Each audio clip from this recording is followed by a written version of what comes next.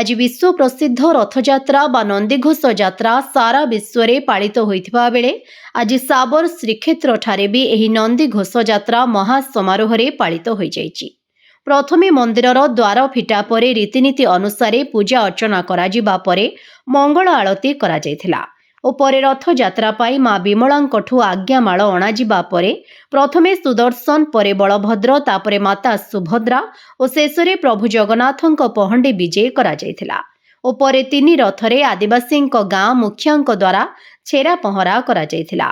निर्धारित समय रे गोटे परे गोटे करी तीनोटी रथ मां गुंडीचांक मंदिर आभिमुख्य यात्रा करी निर्धारित समय रे माउसीमा मंदिर निकटरे पहुंची जायथिला।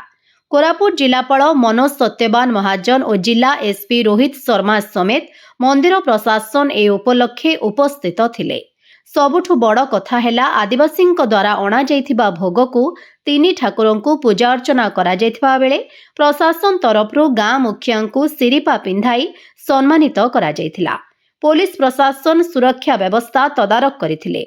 कोरापुट जिला प्रतिनिधि प्रशांत टाकरींक रिपोर्ट भंजदूत खबर।